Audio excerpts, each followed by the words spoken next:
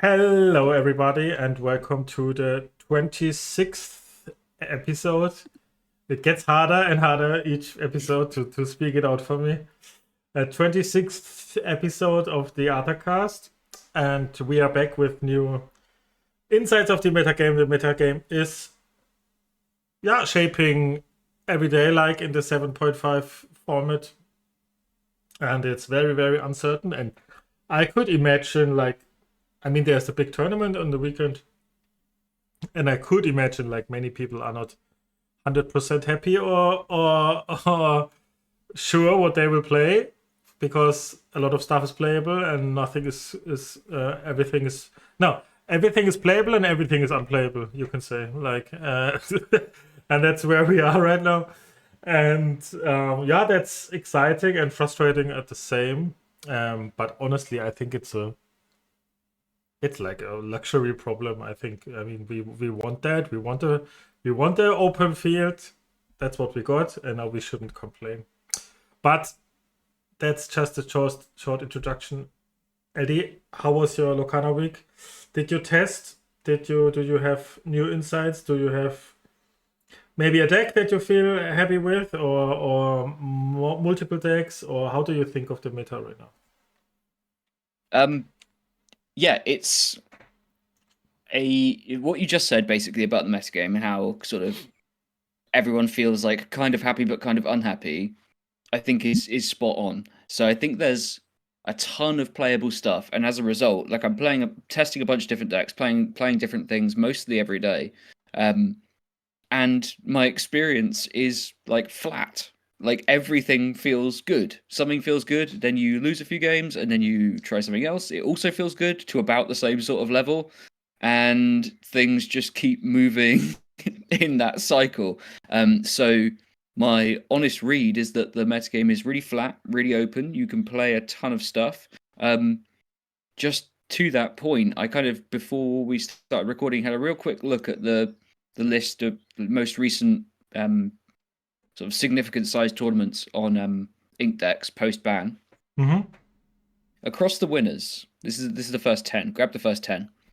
You've got one green steel, Mm-hmm. two Steelsong, Mm-hmm. one purple steel, two Blurple, one green purple, two red purple, one red blue. And I honestly think any one of those decks, plus probably two or three more, are super playable into this field.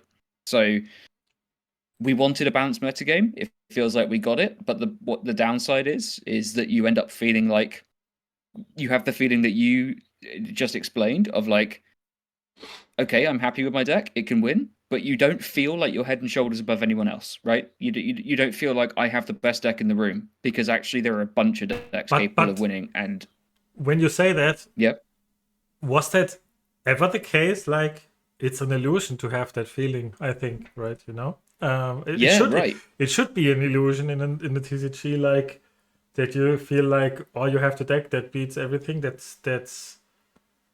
I mean, you could sometimes find a rogue deck or something that nobody heard of or Mm, something, but should be very, very rare. And then, yeah, I think it's yes, something that we should like. Probably one of the 20-year Magic the Gathering experienced guys know, but we should get used to this. I think like we have no deck that feels great. I Oh, yep. sorry, I did interrupt you a bit. Like, what did you do? I just keep going. No, I completely agree. I think that this feeling should be the default, and this is like when things feel like this, which is that not too many things are head and shoulders above anyone else. Um, you then get towards, well, it rewards experience, it rewards depth of knowledge of a specific deck, and you get to this point where you really are looking to like play the deck you know best and skill gap people. That's mostly it. With the exception that I'll say there's like a bit of matchup roulette going on at the moment as well, right? Which is that most of these decks have like one matchup that they really hope they don't play against, and some of them have some really polarized ones as well, which doesn't make them bad, but like the best course of action to me does feel like play a deck you know and just hope that you don't hit that one matchup, which is a really uncomfortable feeling for a lot of people. And I know for players like you as well, you really don't like that. You're looking for something that's like 50% into the whole field. You never have to fear what your opponent plays. You just sit down and try to play a good game. But that kind of feels like where we are. There are a lot of powerful things happening, and a lot of counters for those powerful things happening, and people are just trying to have those things not intersect at the wrong time. So yeah, a little bit of finger crossing going on. I don't know. Do you sort of feel that way? Are there any matchups that you kind of? I think in general, it's just my personal experience is just probably that that I have to how can I say, reconfigure myself, like in like set 1 or set 2. I felt way more confident even in set 3 because I just thought I could skill gap a lot of people. But I think it's just like the people in general get better. The whole community gets better. Like everyone has now 1.5 year experience with Lorcana and is used to the most play lines and stuff, and you have less opportunity to skill gap people. That's not meaning that it's not possible at all, but there are some, like with the bounce package, there are so many things that we played like for 1.5 year now, and the most people are know that right now. Like you bounce your fox, you bounce a crab with your fox, and then you buff it, so it hits for 7 and stuff like. And then that's not very in like when the bounce package got released. It was, you had a lot of more. It feels like you had more opportunities to catch people off guard. I don't know if you share that experience, Yeah. or if you. Yeah, I completely agree. No. I completely agree. There was a lot of catching people off guard, and there's an element of, well, like you say, we've all been playing the game for a long time now. The players that have stuck with the game rather than bounced off it, have all got up to a relatively similar level of experience, and the core play patterns of a lot of these decks. You think about whether it's red purple, really any purple deck, amber steel, trying to think if there are any other really good examples. Even green steel, like these decks have evolved somewhat, but their core play patterns have been like very, very similar for over a year, and people are very, very used to executing these lines. The number of people who don't do that optimally is going down, and so the gaps for the opportunities for skill gapping are rarer.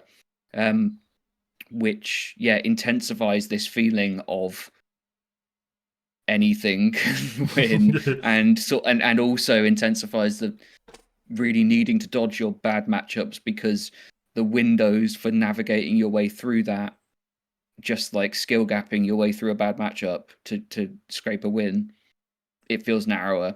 The community is like is pretty tight, and you're used to, whether it's at a local level or whatever it is. I would imagine a lot of people would echo this sentiment that like the overall level of player experience is like just going of course. up. It's, I don't know how it's felt locally to you, but to me it's like our community isn't really growing. It's not growing, but the people, like, it's the same people that have played for longer and overall have just got way stronger. So yeah, that's probably a pretty universal experience. And it's like in every sports, like if you train with good people, you get better yourself. Yeah, right. If you train with not so competitive players or something. So the local scene, if their local scene has like 2 or 3 really good players, I think the gap closes a bit, like the skill gap, because so you talk also about the plays and stuff, and yeah. But it's in general a good thing. Like the only bad thing for I don't know, for us, you can say, or I don't know, is like I feel not like oh, if everything is running normally, I crush everyone. So like I felt in set 2. Like that's but that's just okay. I think that's the Yeah. nature of the game. We should and regarding the meta, like you said, I still think there's we are in a spot where we are not very sure how the meta will evolve, and I think there will be more solving soon. I think it's not that everything is on the same power level that it seems. But it needs to be solved out a bit more. And then I think some decks could still come to tier 2 or something that I seem like everything is on the same level now. Could change a bit, I think. I mean it changes so fast every time. Like that could change in a week, of course, and So and it can be really hard to. I think that this is probably a really good time. I sent you a screenshot of a tweet that I found particularly interesting and wanted to talk about because I saw that. think it kind of highlights some of what's going on and some of why things feel really flat, even though some decks are doing absurdly powerful things. So it's a tweet from Wochuk, who is a long-time Amber Steel player, and has seen a strong, consistent degree of success with the deck. Writes guides and stuff. Basically, just drawing attention to this phenomenon of like the bans happened, everybody went temporarily crazy about the power level of Diablo and discard decks. It was off the back of green purple discard rising in popularity, and then green steel looked super good as well. Also, green yellow, like just Diablo discard decks in general. And kind of as we were talking about last week, and the week before a little bit, people did correct for this. People realized that there is counterplay for Diablo, and there are tons of things you can jam in decks to help you fight Diablos really well. And the whole format has done that in like to a wild degree, where every deck is like, it hasn't made itself bad to do this, which was kind of the point I tried to make last week of you can counterplay Diablo without making your deck terrible. These are good decks. They just situationally happen to have about 30 anti-Diablo silver bullets in them, which is really interesting, and it raises this question of like these things that are tuned to beat discard and specifically beat Diablo in a format where that's going on so much. Is Diablo like amazing? Is it unbelievably amazing, or is it unplayable? And I honestly don't know what the answer is. It's like that's always the case for Diablo, format. right? It's like it's either busted or unplayable. Like I mean, not it's a bit over exaggerating, but it's like it's kind of like that. There are certain it is either like the best card in the game or close to unplayable, and it changes like on a daily basis. and I can't follow it. I'm interested in your experiences with that, and kind of well, what have you been playing? What have you been testing? Because I've got a couple decks I can talk about, but into that field, I'm interested to know. So now it gets tactical for me. Like I'm pretty convinced that I have a very good deck that I bring to Ravensburg, and I don't want to show you the colors because maybe not the colors you will expect. It's so stupid now because we will talk about it in podcast and maybe you will find out. But I think there are decks like that have.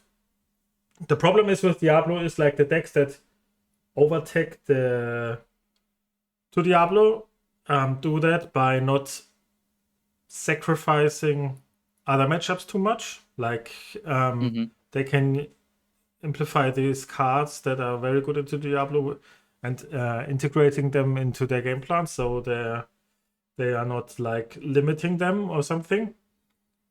And that's why it's more appealing for me to play not Diablo than to play Diablo right now. Sure. Yep. But it's very much a mindset thing, and I'm personally very aware of myself always, like for like multiple months now, how I evaluate cards and how I want to play the game, because I tend, and that's not good in every case, or often not good at all, tend to play fair Lorcana. Like, like I play a 1-drop, you play a 1-drop, I play a 2-drop, you play a 2-drop.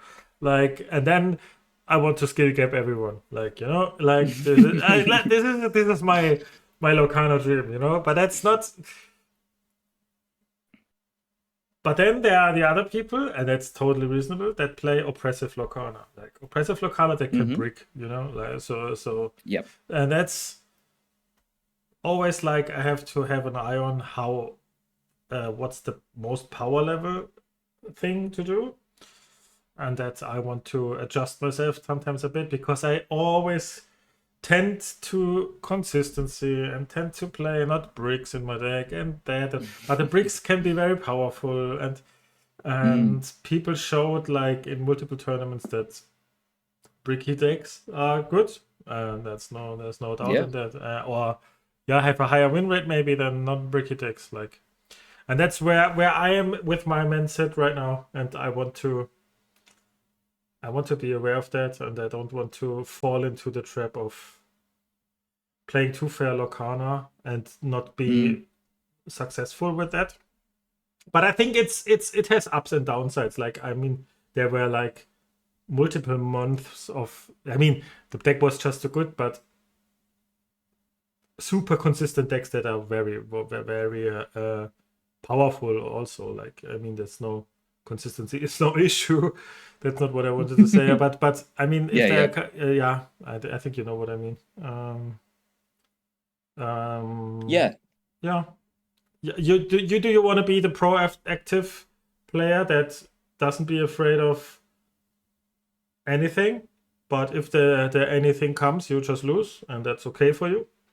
Or do you want to be that has the answers to everything, but sometimes you have not enough answers to everything? Like, yeah, exactly. And it's getting harder to tell, like, which is which in a lot of games, and it's getting. There are decks that, I guess, like some of these purple decks that have thrived on their consistency, they're now more dependent on like silver bullet answers, and so you have this. Even though they're not bricky decks, you're also, some matchups put you in positions where you absolutely must draw specific things, and you have variants enter into the game that way. Obviously, nice consistent deck full of draw, like you increase your chances of finding the right things at the right time. But yeah, I think the variance is feeling quite pronounced, because it's all like, some people trying to do their really powerful thing, then the pressure's on you to stop it. The only thing that's kind of regulating that in Diablo's case is that you've got a huge swathe of purple decks that all seem to have like the same 20 card evasive core.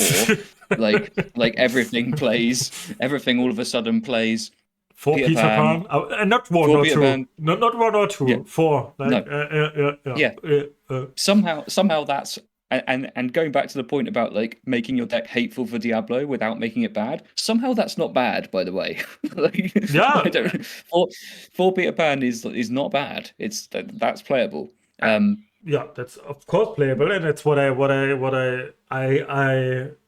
thought it could happen. I really thought it could happen, because the matchup, the red blue matchup, that was the bad matchup for Peter Pan, and it's like he's good into aggro and into other stuff. He's a great singer for Friends or something, and he's just great. I think you make no mistake into play him 3 or 4 times, nearly with no support at all. I think. I mean, support helps, but it's a very good card. Just in general, I think. Yeah, people are getting very comfortable. Just play a Peter Pan and then you just threaten the Iago the next turn, and you can just smash into anything. Like these are evasive characters, so obviously they situationally are great against Diablo and other evasive heavy decks, but just like a 4/6 on turn 4 or even turn 3 if you ramped or something, well, you can't rush it on that turn, but yeah, you get the point. This 4/6 smashes in, super efficient. Like even if they clean it up, the vanish doesn't really matter because like you got what you needed. So that's kind of giving rise to a whole bunch of decks that seemingly just coexisting. They're all doing very similar things. There's green-purple versions doing it. There's red-purple versions doing it. And then the sort of story of the week has been the uptick in Blurple, which, if you're happy, maybe we have a look at JDRR's list now. If he was kind of the intender. Like he has the copyrights of the deck. Yeah, for everyone asking, he's the founder. Like if anyone asks, he's the founder. I saw the list first from him. And he tried this, like you could say it's like super greedy, but it's actually not that greedy. Yeah, I mean it is greedy because you're playing on 1-drops and stuff. But on the other hand, greedy you could like it's weird because greedy you call decks like that are super bricky, but this deck is not bricky. It's like it just has not a good. Very early game. So, sometimes you hit well, but if not, then you lag a bit on early game, and then you have no board wipe, so you have to be careful to get the board back and stuff. But Blurple is kind of the deck of the week, you could say. Or would you agree? Yeah, because like we were saying before, it's this. If all these decks have emerged with the same really similar evasive core, and the metagame is basically being dictated by evasive wars, the one that's going to come out on top is the one that plays greedier, because these decks aren't fast. They're like reasonably slow. They're not applying a load of pressure on the first couple of turns. They're more looking to do really big swingy things in the mid game. So you make yourself the one that draws more cards, or the one that plays ahead of curve by ramping. It makes perfect sense, and like you say, full credit to JDRR. You know, he is, when he creates Blurple, people listen, and they should listen because he's like one of the absolute authorities on the deck and hands out all of his insights for free. He has extensive Blurple and Purple Steel metafied that you can just go and look at. So do that, because it's one of the greatest free resources you'll ever find in this game. The logic behind it is so sound. It just goes bigger. Am I high on? Now you ask the real questions. Yes, but yes, I'm high on the deck. I played it a bunch this week. I think it's great. I think it had, but when I sort of said at the top of the episode about that some of these decks are really like undeniably powerful but have polarized matchups, this is the shining example to me. This is you will have matchups with this with Blurple where you feel so wildly favored, especially on the play. There's some matchups that this space you just can't lose on the play. And you'll feel great about that. Coming at the small cost of, I think that this deck's matchup into Amber Steel is one of the worst matchups of any deck I've ever played. And I'm prone to making hyperbolic statements. Like I just love to say stuff like that. Yeah. But I mean it. You have no way of preventing them from playing a whole new world. From singing Whole New World, and then they play like 4/1 drops, and the next turn they do the same thing. You will never retake the board. You will never get back in control of that game. No board wipe, no Pete, and no Ursula. Nope. Should be bad, right?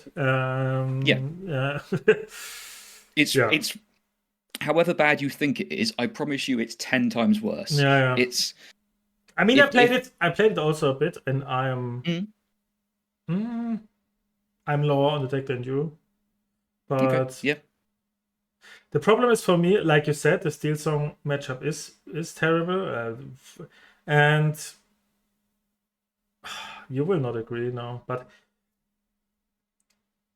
the red-purple matchup, for example, is slightly favored. I think it's not super crazy favored. It's slightly favored. I think I played as it did this matchup in particular really, really, really much. And it's so close. I think it's not. I mean, there are some games like if you open Bell into Iago or something that's Yeah, sure. But then the red purple, especially if they play still with rabbits, they can grind a lot, and B prep is very good into this deck. Especially if you play no locations. I mean, there are some versions with locations and some without, and you can't deny the Peter Pan Shark too much. And it's a good matchup for Blood. It's not crushing that much that I think it justifies the Steelsong matchup. And all of the other matchups are also kind of close. I don't know, how do you feel about the matchup versus Red Blue? I felt quite good about it. It certainly didn't feel. I mean, it's probably slightly favored, I would say, for Blurple, but not much. And it also gets completely demolished by green yellow discard completely. But really, like you can't deny the Kida combo at all. You just sit there and wait them to do one Kida combo, and one Kida combo is enough to win the game. Like they can just mulligan for the combo. You have no Ursula 2, you have nothing to prevent that. So I mean, you will win some games. You win some games, but I think the matchup is also really unfavored. And Steelsong 2, and I think also like, I don't know if you tested much against Purple Steel. Purple Steel is probably really good. Purple Steel is one of those ones. It feels really okay, free. Okay, that, and Green Purple is also quite free with this, I guess. I know the other discard matchups. The other discard matchups like Green Steel. How is that? That's fine. Like it's fine. You can outdraw them so comfortably. Like you can just take your turn 5 off to cast Finders Keepers if you've already, you play when you have 4 ink. You play something that checks their Diablo, whether it's like Iago's a tougher one to play. No, but like I know what you mean. Yeah. You check their Diablo on turn 4, and if you want to just draw 3 on turn 5, you can. Like that's fine.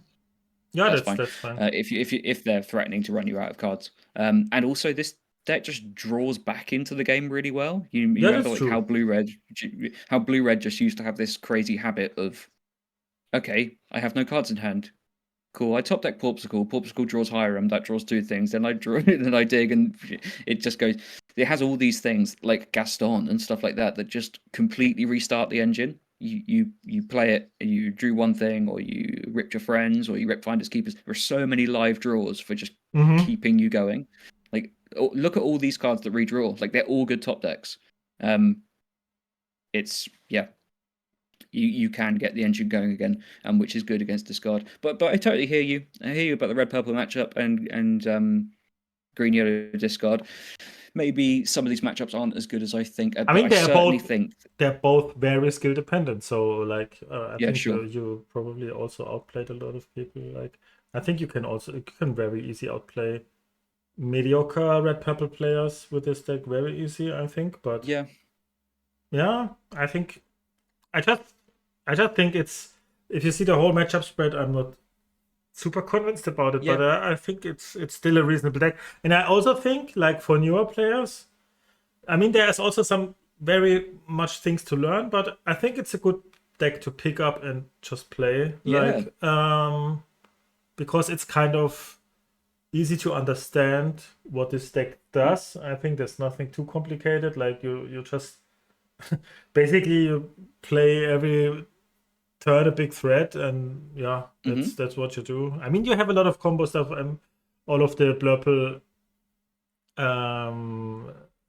believers will now say, "Oh, it's very skilled." Of course, of course you can do very skillful things and combos and stuff. That's not what I meant, but I think it's good. It's a good deck to pick up and just learn the game. I think Yeah, I would agree.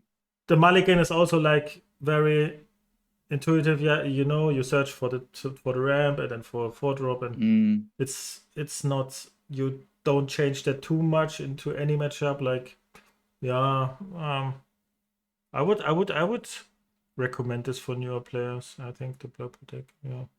Yeah, And I think compared to like, yeah. Sorry. I was just going to say, compared to like a lot of the format, this Yeah. is a way easier entry point. That like it's the openings are linear a lot of the time. There are decisions to be made based on the matchup, but like I think a really good starting point for people and so powerful. It's so powerful in some matchups. Definitely a very playable deck. Yeah, and I played with Green Purple against it, and if they play turn 3 Iago, I go like I become Anakin from where he's on the lava, like, I hate you, like, because I just cry as Green Purple. Turn 3 Iago is like, is I don't know. I mean, you can play cards like Improvise or stuff, but it's speaking about, how is your feeling about Green Purple right now? Green Purple is another interesting example of this, like the effect of widespread Diablo hate. Yeah. As soon as people start trying to beat Diablo, Green Purple just randomly gets hated out the format, in my opinion. Like a bunch of these cards that are really good. You're trying to do this. You're trying to like Green Purple Tempo is trying to execute this game plan that is actually very similar to what a lot of the Diablo decks do, of clocking people with a reasonable threat, slowly drawing cards while you continuously present threats, taking a few efficient trades and trying to remove a few things. It's like it plays at a similar tempo, doing very similar things. You end up randomly getting very hurt by a lot of the things that enter the metagame to combat it. And at the moment, the examples are like really extreme, because some of the cards people are playing are things like Iago, and that is a big, big problem for Green Purple a lot of the time. When we were sort of looking at card reveals for set 7, we were talking about Vanish, talking about the Vanish mechanic, and some of these illusion cards, and like what the floor is on them. Yeah. And one of the things that we pointed out was, well, actually, if the metagame becomes, there are some decks that do not play targeted actions, like Green Purple. If the metagame ever became too overpopulated with them, a card like Iago would be crazy, like among the best things you could play. Yeah. So above rate, no answers. Yeah. And it became like that. And that sort of happened. Yeah. These decks aren't running wild over the format, but like the combination with Peter Pan. I mean, just the deck inclusion cost is not that high because it's inkable, and then you really only don't want to play it against steel, so then you ink it, and I think it's a good card. Yeah, it's a very good card. Yeah, especially with combo with Peter Pan. In Blurple, it feels sometimes a bit slow, or not slow, but if you can't make it rush, it's of course like way worse. Especially if you come from Red Purple and you play Blurple, and then where's my Peter Pan? Like, but it's good enough on its own, especially on turn 3. It can be very oppressive. Green Purple. I'm also like, I think you can get away with a really aggressive build right now, like with a set 6 build, like with Go-Go's and Goats and stuff, and Merfolk and stuff. Like, if you see these greedy Blurple builds, like the Go-Go is better right now. I think there are a lot of fat bodies that can have like 4 or 5 damage, especially in a lot of. I always experience in a lot of Elsa environment where a lot of Elsas running around, like they always have like 4 damage and stuff. And then, yeah, like Great Purple at 6 could close out games very fast with Gogo and Goat. You could get away with it, but I think also, yeah, it's like not on the power level. Because the problem is, the good thing about Green Purple was also like you had a lot of evasive characters that can chip lore, and like with Pegasus and even Gogo on turn 2 sometimes, but then it gets eaten by Peter Pan now, and then, yeah, it's like, it's not in the best spot, sadly, yeah. But the meta goes greedier and greedier, or yeah, more end game, and then always like you can come back with an aggressive deck. But the discard version is really not where I'm really not high on that right now. It is so vulnerable to Diablo hate, way more vulnerable than any other of these decks. Yeah. And while I think Green Yellow is secretly overpowered and busted and nobody plays it, like we said last week, Green Purple feels very underwhelming for me, the discard version. Yeah. I did put a bit more time into the Green Purple discard this week, and I will say it didn't feel anywhere near as bad as I thought it would. Okay, yeah. Okay, yeah. It was surprisingly decent, like against a lot of this stuff. Way more resilient than it might look. If you see a format full of Iagos, you think, no Green Purple discard, like that's just not going to go. But it was fine. Okay, yeah. It wasn't. I mean, you it was play not as improvise bad. probably and stuff like. Yeah, I played 3. Yeah, I played 3 that's a good improvise. call right now. Yeah. Which helps a lot. But yeah, just in general, the deck is actually still quite playable. But maybe not like it's certainly not as well positioned as it felt pre-bans, which again is a really weird thing. Is a really, as we kind of touched on before, it's a really weird thing that something has one bad matchup, that bad matchup gets banned. Like the version of it that you really suck against gets banned out of the format pretty much, and your deck gets worse, which sounds weird, but it happened. So here we are. For me personally, if I think like I analyze it correctly, which I don't know, then for me personally, there are 3 standout decks like right now. Okay. Yep. That are red purple for me, red purple evasives, red blue still, and Steelsong for different reasons. Red blue is just for me like so hard to lose on the play. That's actually crazy. How hard it is to lose on the play, and that makes it, of course, like an overall very good win rate in general. I think it's like no deck will be happy to face red blue on the draw. This is not. There's no deck. There's no deck. There's really no deck. And there's also no nut draw you can have that much that you think, okay, easy.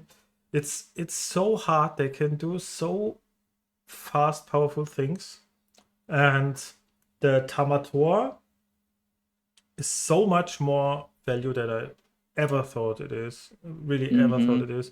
It's like you draw 2 and you have a 2-quester on the board. Like, it's so good for them. I really surprised. I would like the opinion of DKP and Moyen about that, because I'm really surprised why people are not playing 4 Tamators. I really don't get it, because I think it's the most broken card in this deck, and I would always play 4, but yeah, that's just me. And with that, if you play 4 Tamators, like I would do it, it's also not easy to outgrind them. So, because they have a lot of gas, and yeah, again, on the play, like there are so many plays where I think DKP or Moyen will look sometimes on the opening hand and say, okay, this game is already over. When they start the game, like, and know their matchup, then they think, okay, next game, I just play my cards out. And that's why I think Red Blue is still a very, very powerful deck. Yep. I don't know how you feel about it. Yeah, I agree. And actually, the Tamatoa point is really interesting. I played a bunch of test games this week against Red Blue, and I think looking at, if you kind of think about where we were before the bans, like how good that Tamatoa looked in a world with Flavisham, I expected it to take a way bigger hit in terms of its like actual value for play, like how good this card is in general, and expected it to go so much lower than it has. The Tamatoa is still really, really good. The break point is like how many portacles do they draw in the first half of the game, pretty much. Yeah, but like, then he's inkable. Like it's not totally. that. It's so much. I think it's so much high roll potential. Like every card you draw in this deck gains you like average 2 lore. So you have so much gas. Then it's actually crazy. And but I still think Red Blue, if I play against it on like anywhere, then Anywhere. Then so Anywhere, TM. we don't cut this. No, don't cut that out. Then I think so many people play this deck wrong. It's one of the most decks for me. Like I think like I still think there will not be that much people that have success with it, because you need such a deep knowledge of tempo and stuff in this game, and not just randomly slamming a mana or something. I saw really weird things, and when I test against it, I always test against myself to see how the matchup goes. And yeah, I'm very high on the deck. It's not like I like the deck not that much, but it's a very high contender for me for playing in big tournaments right now. So yeah, for sure. It's widely powerful. Steelsong is. I'm way higher on Steelsong than last week, and I don't know actually why. I mean, Blurple came, like you could say, like it crushes Blurple like completely. It's like it's very likely to 2-0 them, and that's a very good thing in a 2-game format. And yeah, the matchup spread is crazy good. I mean, are you afraid of anything? What do you really not want to face? Probably still Red Blue a bit, like especially if they're on Caesars too or stuff, but not that much. I mean, you have very good shark outs, and I don't know if there's any matchup you really don't want to face. Is there? It's Green Steel, maybe. Green Steel, because they have Ursula and Pete. That can be annoying. Yeah, it's probably an issue for them. Yeah, that's probably the worst. But other than that, if you're an experienced Steelsong player, what should hold you back from playing Steelsong in a big tournament? Yeah. I don't know. Probably nothing right now. Like, and the Blurple situation has just got to make the Steelsong players so happy, right? Which is that your deck is reasonably well positioned. Like, I know it's had some struggles over the last couple of months at different times, and I'm sure there are plenty of internal arguments about the deck's playability. To me, it looks pretty playable. And very, very good. I would also put it as a front runner in the format. But then you're at that position where the deck is good, and then randomly loads of people start playing a deck that is just free for you. Like, it's the absolute dream, isn't it? A bunch of players just randomly are like, cool, I'm hopping over to this deck. This new deck looks powerful. And you're like, please do, and please stick to it forever. I just fold to you, but against anything else, I want to play against it, and that's better than you can ever dream of. Yeah. If I was a Steelsong player right now, I would be in all of the Blurple threads in every Discord, all over Twitter, just hyping the absolute hell out of Blurple. Just pump it to the moon. Just get this deck everywhere in front of every single person, because it's so wildly free for a deck that already has a great matchup spread. It's so funny. I play tested Blurple, and I lost 4 in a row.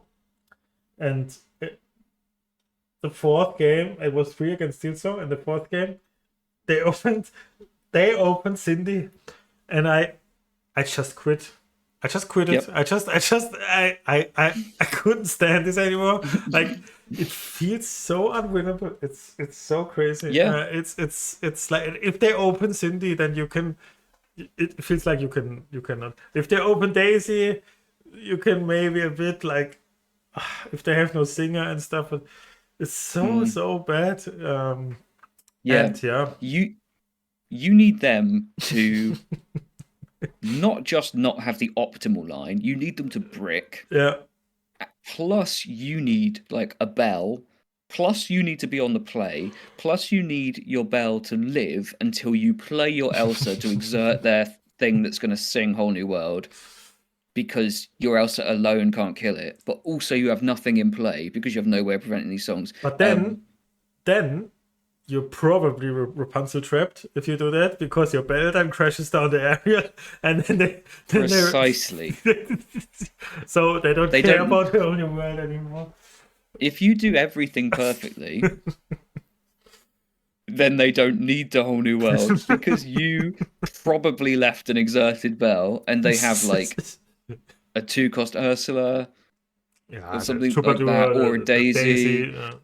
and they just ship it in and they take their free cards and they're off to the races. You know, And you it's you inked all your fighters keepers and stuff, and then yeah, you ink all of that because you're like, I'm getting wheeled. What do I need? What do I need cards for? They're about to wheel me. You ramp, you play like a million T-pose, just shove it all in the ink. Well, you got one card left in hand, and it's like a Hades or something. And then they just go, I draw 3. yeah. Like, oh, wonderful. I lose. Yeah, I And mean, you do lose that game. Yeah. yeah, I mean, like that's yeah makes Steelsong of course very powerful. I think there's no particular really bad matchup. And the other thing is for me, Red Purple is also I don't want to say better than it ever was, but it's it feels like it's better than it was for a very long time at least. I mean, Z2 it was not it was very good, but now it feels the evasive stuff.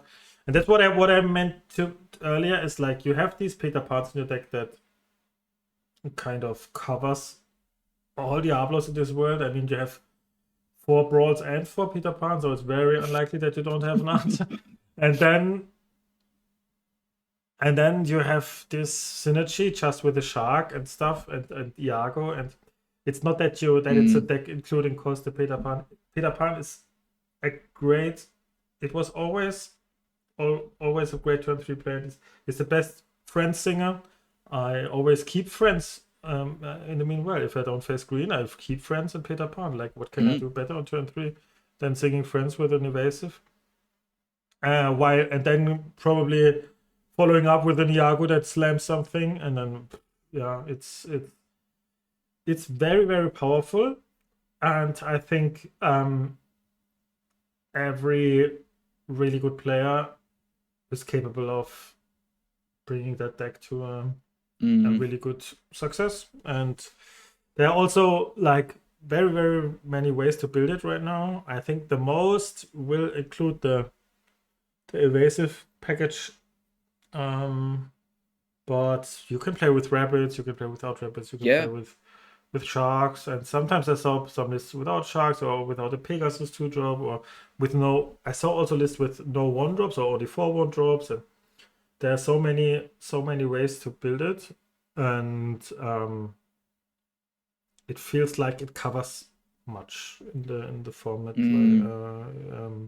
Also against Steelsong was always a tricky matchup, but you have a lot of rush characters that make you not that reliant on Whole New World, and you can clean up the board quite efficiently even without it. But of course, the deck can feel like a bit vulnerable to Pete from time to time. Sure. Yeah, but it's I don't know how you feel about Red Purple, but I think it's great. Yeah. I think it's just great. Yeah.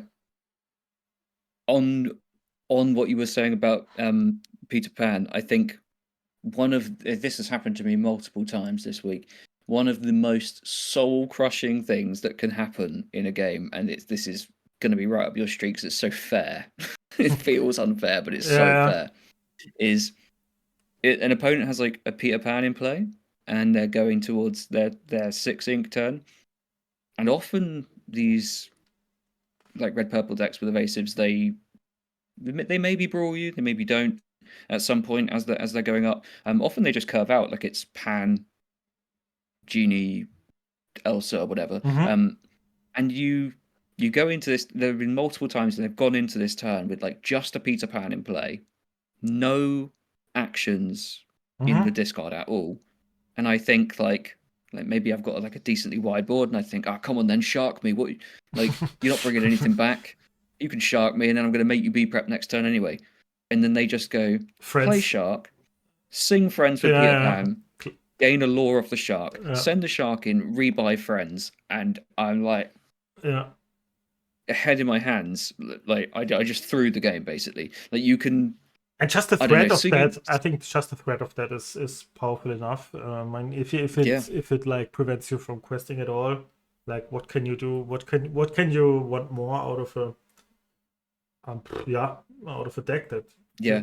yeah, I mean it's So solid, so fair, and like good in every matchup, right? Like you can do that in pretty much anything. yeah.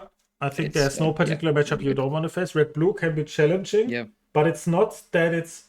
I tested the matchup also a lot, a lot. It's not like unwinnable. Um, the Peter Pan, that's why I also think he's very good. Is like he's very good into them. You play them on turn 3. It's the best turn 3 you can play against them because it prevents the shark from exerting, or it threatens crab trade, like I said last week.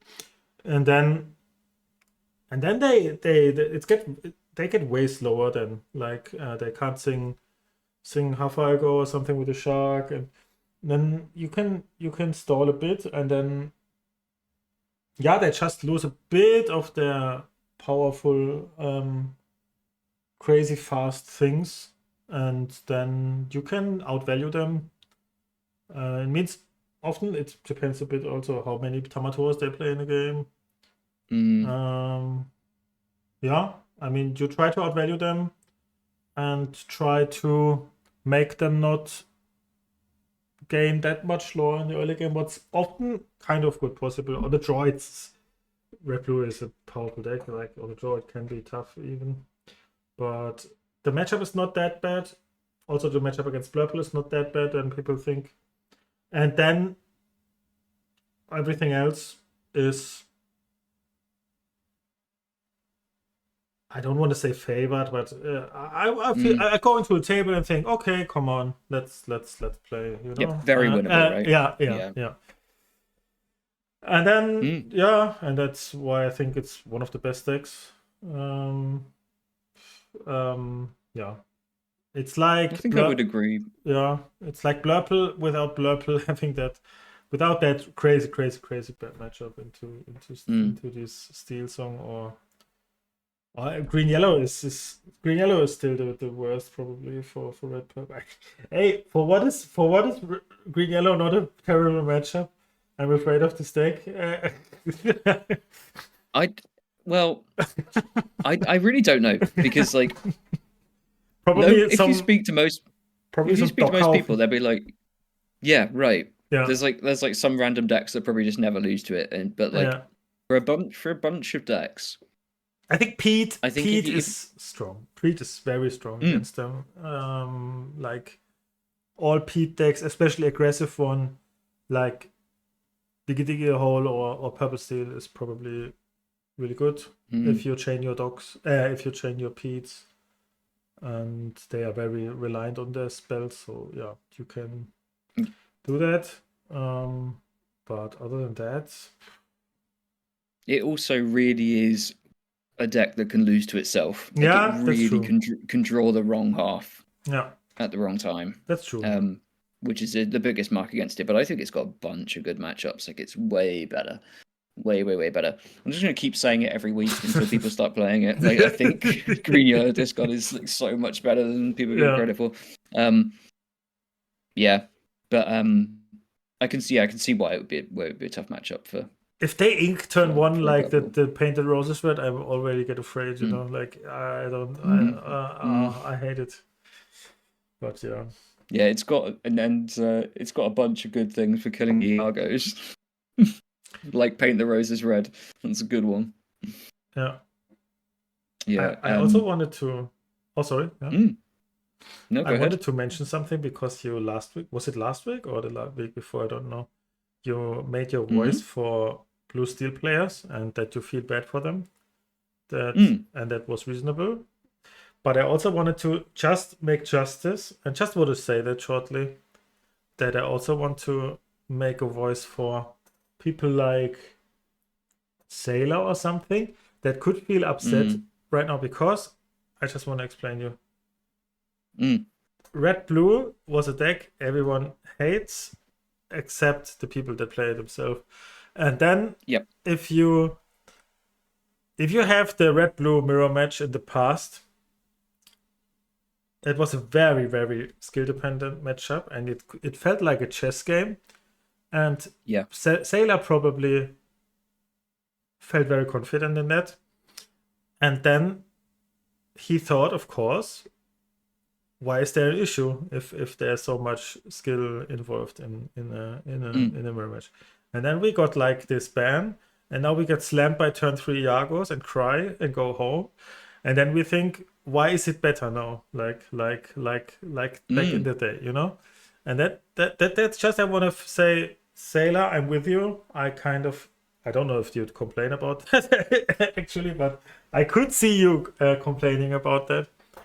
And I don't have a good answer for that, other than, yeah, I feel you a bit. Like, all we want is to have games not be over on turn 3, and that never happened in Red Blue mirror matches. Like, it was even it did even not really matter who was on the play or on the draw. A bit, of course, it matters, but it was not that important.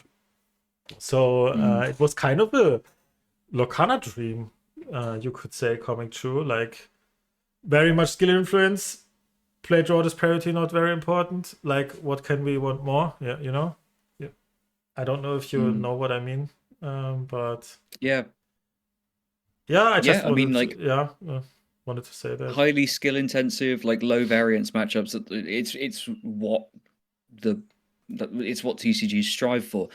Save for the fact that actually TCGs do need some element of variance. For they need some element of that for of course, for being their long-term popular. health. Exactly.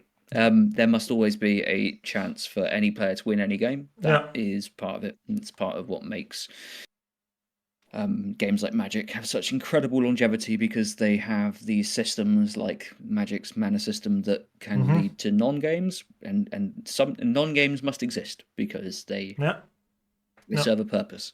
But yeah, I totally get what you're saying, and Sailor is in a uniquely horrible position of blue-red as a color combination still exists.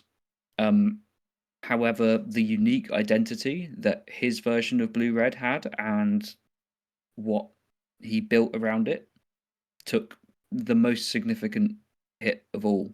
Perhaps save for like these blue steel decks, which just got blown off the face of the earth because they also lost Water and they just were like, these blue steel decks walked in the door like, "Hey guys, nice to finally rock up at the." Just walking into this little, like, it's like a private room at the back of the bar. It's like the tier 1 lounge or whatever, and it's like they've been sat outside the door for ages, like watching everyone go in, like, what? And there was a trap hole. There was a trap hole in the entry of the room. Like, they've watched everyone going in and like wondered why they've not ever been allowed in. Like, someone opens the door and it's like, you come in today, and they're like, what? You're inviting green purple in? What do they do? Like, they didn't deserve to be tier 1. And the jankiest things getting their turn in. The blue still sat outside, and then they finally get invited in, and they walk in and the whole room just blows up. It's like they're just destroyed. Just they pull their seat out, the table just explodes in their face. So like I'm laughing, but it's yeah. Save for them who And had a all pretty the table explodes and all survive other than them, you know? Like yeah only them died and all others yeah survived the explosion. yeah yeah. Yeah, it's sad. Which is a pretty uniquely frustrating experience. Yeah, save for those people. The red blue CISO on ice versions, the popularized and created by Sailor. Um, it's really tough to walk that line of. I found the play patterns of that deck really frustrating because it was just the kind of things that I would play just didn't line up well into it. So you feel that pressure more. And it feels more negative to me than it does to others who maybe had better matchups into it. But like outside of that, I don't know. Like I totally empathize. That is a unpleasant series of events for that particular group of players. And now that the dust has settled, I know that we had our fun, like laughing about the bans because we were happy, and I think it's valid to be happy. Like if something that makes your personal play experience not as fun goes in your favor, like you're allowed to be happy. That's Yeah, fine. that's true. That's true. Yeah, yeah. No, Yeah. that's clear. Yeah. But now that the dust has settled, I think like also the empathy for how hard some specific people have been hit by that is coming through a bit more.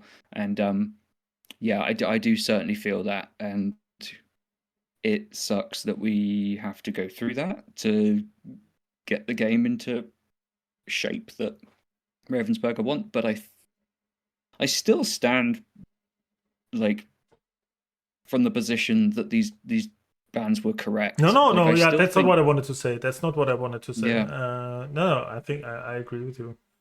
They were correct. but Just, I yeah just feels weird sometimes. What do we want as players? Like, yeah, yeah like but some people yeah. Sorry. yeah go ahead. Yeah, just we one deck formats or two game deck formats is still not what we want to have, and Yeah, no, then a ban is okay. Yeah. yeah, that's not what we're after. And it's when seen people raise questions that are super valid, like just really basic stuff of like, excuse me, like why is a mid game why is constant mid game evasive wars better than like having Hiram draw 2 cards? It's really hard to come up with a good answer to that question because it's like Yeah, I don't no, know, I it's just sort of not like I don't know. I just can see I can imagine what he thinks like in the past. Oh, do I go for Grammatala line or do I go for how far I go now and hardcast and play first the shark and stuff? And now they play 2 genies and you have no answer and you think, what is this nonsense? You know, like what do I play here? Like that's what I emphasize a bit. Yeah, like what I like. Yeah, what I think Yeah, I would understand if you feel a bit weird for that, but yeah, it was still correct, and I think it's just an interesting topic or question for me, like to think about. yeah. So like to think about like what do we in the future even what do we want? Are we happy with the 3 deck format? Are we happy with that? I don't know. Are we happy with the 4 deck format? What makes us happy? Like, do we want? Are we only happy with a format like that has 7 playable decks and all are on the same power level? I think that's a bit of an illusion. Probably that's doable. Like, and yeah, I think it's good for us players to know what we want. If we can say that. Yeah. It's a really good point because any future ban decisions will be like held to the you're going to have to keep providing specific justification for each thing you ban based on like you're going to be writing paragraphs about whatever it was about Hiram or whatever specifically that you didn't like or that weren't good for the game. It's so much harder to do that if you haven't defined really clearly what good and healthy looks like for the game. Mm-hmm. Like you need a baseline, and then once you establish that, if you say like, look, we're only content with feeling like if we don't feel like more than 3 decks exist at the highest level of play, then we will make changes until Mm-hmm. that number Mm-hmm. increases. Mm-hmm. Fair enough. You have to put a metric on it so that there is something you're working towards, and then you can point to data and say, look, only 2 decks are winning things. We've got to ban something. Fair play. You set a baseline and you're moving towards it. So yeah, without that like definition of what good looks like, we're kind of just sort of swinging in the wind, and like you say, we've got situations like now, but it's also like really hard to decide what good looks like or what good should look like, because it's subjective, and I don't know. I could never do this job, but yeah, it's tough. It's tough, but you do need like some sort of idea of their vision for like some definition of a healthy format. Like what's your metric basically? Because otherwise, like anything could be considered. You could look at this format now and think, well, actually, the prevalence of some like the meta share of some of these purple cards, for example, is like yeah, we've got a bunch of playable decks, but like they all play these same cards as 4-ofs. Like those cards seem like they're probably too good. You could skew the metrics in such a way where you say, okay, bans are necessary because this is the metagame share of these specific cards is way too high.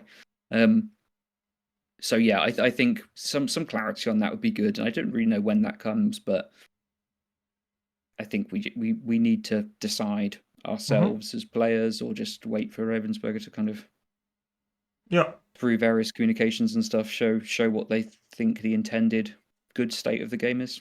I hope and think it will be hopefully a bit of calmness right now. Like I hope set 8 will not have that we have to talk about that stuff soon. Hopefully. Yeah, right. We all hope that. Yeah. It's not massively fun to be talking about bans. Yeah. Because and I don't like it because it's so contentious as well and so subjective. And every time you put forward, like, it is subjective. Yeah, it is subjective because you basically want all to ban that you lose against. So right. Like, yeah, and that's not correct to do, of course. Yeah, on situations. Yeah, and as soon as the format shifts, you will lose to something different. Yeah. So yeah, I had a funny conversation this week with well, it wasn't really as much of a conversation as like an observation about my behavior. I was playing Blurple, and so I was just ranting in Discord as I do, and just saying nonsense and getting wound up and angry. And our friend Boomy Jr., who is an awesome dude, he kind of commented on something I said and said like, I'm so amazed with like how quickly your anger just moves from one thing to the next. And it's like one day I'm celebrating the death of Hiram, like, I've got no problems in the world, and then like I start playing a deck that loses to Amber Steel, and I'm like, this stupid deck, like how could you allow Cinderella Storm to exist? And it's never going to end, is it? Because everything has bad matchups, and it's just you're going to go from one thing to the next. And it's like, I don't even take a break to breathe and feel happy for a second. I'm just like, right, who's next? Like, I'm think looking for the next. My theory is we need that. We humans need that. It's like in politics. That's my observation. Like in Germany, and not in Germany, it's everywhere. I think that I don't know what reputation politics had in your country, but in Germany it's not that high. And then I think we all need to complain to give some other things the fault of we are not happy, right? Like that's what I and that's I think like we maybe we misplayed and then we think or something, and then think, that stupid deck, it's way too powerful, and I don't know, and I think sometimes we we lie on ourselves like a bit, and that makes us more. Makes it feels like not that bad if we can complain about something. If something else has the fault, you're not fault yourself, like, you know. Exactly. Yeah. Which if you're looking to learn and improve at something, it's just about the worst mindset you could have, which is that you look at this situation and you're like, why did everything other than my decisions lead to this? There must be something that like forces outside of my control did. It couldn't have been me because I can execute this perfectly. Yeah, and I exactly. Know I did. It's probably the deck is busted. Probably the deck is busted. Exactly. Yeah. It's probably that you're really unlucky and everything other than your deck is super broken. It's definitely not pilot error. You definitely didn't make bad choices. So don't worry about that. Just move on with your life. It's exactly that. Like, yeah, but I think a bit of that we need, like, to otherwise we get too frustrated and stuff. But on the other hand, like if I win against someone and then he complains, even like, or like, I don't know, maybe it's only me, but if I play against someone and I win, and then he looks like the top 3 cards. Yeah, and then that was a rabbit, and that was, and I think, yeah, okay, like next game it feels like, you know, I don't know, I can't explain it. I it's a bit funny for me. I think like you have an excuse why you lost because the rabbit was the top 3rd card of your deck, like, you know. Yeah. and that specific situation of the opponent looking at what was coming at the end of the game after you've won, it like really brings out the worst in me. Because like in that situation, they look at that and they're like, oh yeah, it was 3 draws down. I say something like, yeah, your deck has rabbits in it. And then just pack up my bag and walk off. Like, what's this card you wanted? And you're just looking at how many down it is. Like, you know it's in there, right? You put it in your deck, you registered it. It's like, this is so completely irrelevant, like, where this card is. But I can't breathe. Yeah. It's so funny for me. I don't know. I don't know. Like, sometimes lucky man. don't feel attacked or something. Sometimes I do it myself, but it's like this complaining is just a bit, I don't know. I don't. I think it's all just like different people. After you lose, different people direct that energy in different ways. Like, yeah, I mean that's reasonable. That's reasonable. Yeah, for some people it's like, well, I look at what was coming to see, like, oh, good, you know, I was digging for this answer, so I want to see just how far away I was. Yeah. Fair enough. I get it. You want to see, like, you're basically trying to get confirmation of like how unlucky you were getting. And then you can attribute it to luck, which is great because then you don't have to do any learning. You look how far down the card was and you think, I was only 2 away, so the digging was the right thing to do. I just got unlucky. Great. No need to course correct or learn or develop in any way. Perfect. Whereas I just walk off and feel like I got completely unlucky and just sort of, well, kick a can down the road a little bit and just think, well, why did the forces? I don't even look at the cards. I just know that it was the last bad luck. So it's not that I think checking the top of the deck is like a silly thing to do. It's just that I skip that step and I go straight towards the end goal, which is feeling like you got unlucky, and you can skip the stage. It's all good. You just no. I think from an analyzing perspective, it can be beneficial to do that. So just to see how many cards you and then in an everything, but it's just this. I don't know. It's like so clear. Like all good cards are in the bottom of my deck. And I think play 60 good cards. How's that? Then you have only good chances to draw good cards. You know. Okay, before we lose friends again, before we quit, I want to have a new, maybe introduce a new, how can I say, new topic in our podcast, like our weekly, just short, a weekly winner. And weekly winner means nice. just a card that we both think is our weekly winner. Just one card. What do you think like emerged like in the last week or something, and that you think is your winner with a short explanation why. And I think you start and you tell me what is your winner of the week? Which card? So if I have to put it to one card, it's Finders Keepers. Oh, I think I wanted to say something else. Was that really your pick? Yes, it was my pick. I thought you say Iago, and I can say Finders Keepers, but now what's that nonsense? Yeah, keep going. I would have said Iago last week. No, then say Finders Keepers. Okay, that's fine. Yeah, I allow it. Okay, I say Finders Keepers. And I'll let you explain why. No. No. I think that a lot of these, basically, it's just a great spot for the deck because you've got a great spot for the card, rather. You've got the Blurple deck, which can play so far ahead of curve that you actually buy yourself tons of space to resolve Finders Keepers. This was never a bad card, by the way. Like a 5-cost draw 3. This is never bad. It's just constrained out of the format by the fact that you never have space to play it. But now there are multiple spaces you can play it.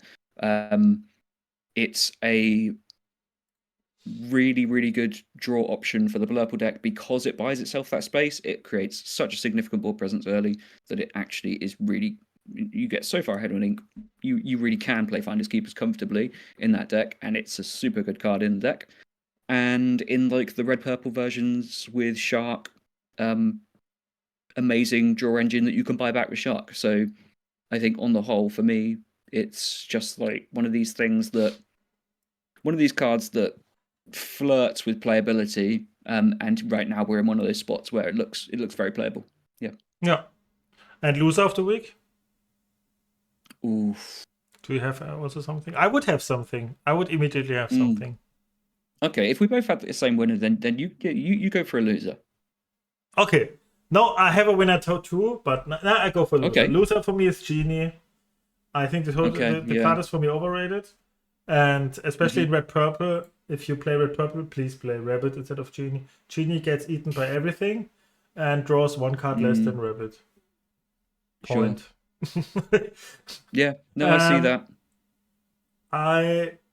And the people say, that's what I don't get too much, like red purple evasives, like red purple evasives, they are all evasives, like the synergy, but the only cat that synergizes is Peter Pan. You have no other evasive support or something, like you have no, like your evasives get all plus strength or plus lore or something. It's only Peter Pan, and Genie with Peter Pan is not the the best. It's not that you crazy, your Genie gets rush. It rarely matters, and that's why I think Genie has nothing to do with this evasive type stuff. Like it's like it isn't this evasive red purple list, but it's the Pegasus is good with rush, or the Iago or something like that is what I understand. But Genie is, and I tell you, if you play a red purple mirror match and your opponent plays rabbits and you don't, you lose. They grind you to death.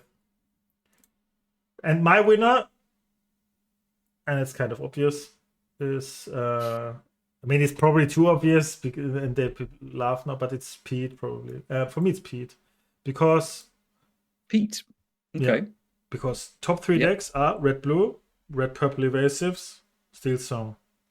All 3 are Pete matchups. I would never submit a decklist without 4 Pete's right now if I play Steel. And crazy good card. I think it can win you a lot of games. It's not very spectacular, but it wins you a lot of games, I think. And please play, if you're a Steel player, please play your Pete's and don't leave them in your folder. Yes. Nice. Yeah, I don't know if I actually have. I don't know if I have a loser. I think maybe my loser is like one drops, No, all yeah, one drops. that's good to say. That's totally reasonable. I totally get it. Mm, Like they fall out of every deck, it seems. yeah, And for good reason. I mean, they do nothing. They don't contest the board anymore, and no, yeah, they do nothing. So it's kind of also against aggro.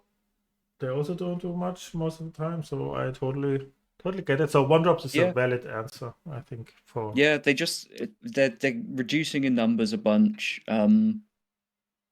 There are a bunch of decks that kind of primarily play one drops to ensure that they can contest one drops, right? And yeah, if they get less play, those decks need them less, and it's like you have a whatever the opposite of an arms race is. It's like a de-escalation race. yeah, It's yeah, the yeah, more one drops disappear, the fewer get played. So yeah. That's true. yeah, Yeah, exactly. Yeah, yeah, um, yeah. I could see it going further until a huge window opens for an aggressive deck to thrive, and then yeah. they will go back in, I suppose. But yeah, for the time I being, it still, looks like one drops yeah. are It's ticking but down. it's still like if you cut all your one drops, like then you open. I think you do. Even some people want to cut brawl in red purple, like doesn't do Mm. it. You just deserve to lose to against Diablo. You just deserve it. It's just the universe has its responsibility to make you lose against the Diablo deck. If you cut, it's just your responsibility then to lose against the Diablo or a 3-drop Ursula. Should just crush you. Yeah, Yeah, and that's a it bit with is the one wildly drops. greedy. Yeah, Yeah, it was, and it's bit with the one drops too. Like you deserve to get a triple Merfolk or something. Start you deserve it a yeah, bit, right. a bit. You deserve it, but it's also reasonable. Like yeah, Yeah, yeah, and that's like what I was saying about Blurple this week was like this. I really like this deck, but if you play it, like you deserve to play Steelsong 3 rounds in a row. yeah, that's true. Yeah, But yeah, it's there's a lot of risk balancing going on yeah, in this format for every deck, and I think there's a bit of a greed. There's a bit of a spiral of greed going on that you kind of have to play into a bit, but also can't overly go into. I don't know, like yeah, yeah. That's it's like true. I Yeah, don't know exactly where to land on it, but like that's happening, so be aware of it and probably hedge a little. But I don't know. I think there's a lot of opportunity on the table for people that have a high appetite for risk if they get yeah, the right field on the right yeah. That's day. true. Yeah, And they could run away with some stuff for yeah, sure. that's true. Okay, with that said, oh, long episode today. I hope viewers you don't mind it. Do you have anything to add, or can we? I've got two things to add. Oh, really? Two. I've got two. Let me be quick. No worries. First is as of recording, this Friday coming up, which will be Friday the 25th of April. Please go and have a look at my Twitter, or X as they call it now, which is at Lorcana Decks. I'm going to be putting up a bounty competition for set championships that I think some of you will find quite fun. I'm going to be giving away a full art foil Mickey Mouse from last year's D23 set, which is a very pretty card, to someone for the details of which I'm not revealing right now, but I will on Oh, Friday. nice. I think it's going to be fun. Should bring a bit of extra fun to set championships for some people, and I'll talk more about it next week once it's all up. But yeah, doing that. And the other exciting piece of news is that on May 8th we will have our first card reveal. Yes. For the podcast, courtesy of Ravensburger, which is something to look forward to and something, yeah, that I'm really, really proud of. And I think it's, That's good that you say yeah, it. I think I thought probably for you too. I thought we. I'm so excited. I'm so thankful that we are finally get our own review. I'm really proud, and I really don't. It must be a green purple card. I think. No. I think we get. I'm proud with everything. It's so great to have one. It's a great honor for me. Yeah, and for me. To review one. Yeah, so 8th May, people, stay tuned. 8th of May. Set 8 reveal in our podcast. We will have a card to show you. Yeah. Nice. Whether it's good or not, we'll see. We will hype it, nevertheless. Yeah, this is going to be... Yeah. Yeah. Okay. Then, and by the way, still a short announcement by recording. It's probably today, 8 p.m. Thursday, 8 p.m. I play against Moyen, my winner bracket final. Of course. And that will also be very exciting. So, yeah, if you want to see it, yes. Okay, with that said, nice. I think we are good to wrap it up, right? Yeah, all good on my side. Nice. Then, thanks for watching, everyone. Have a good one. Until next time, and bye-bye. Yeah, bye-bye.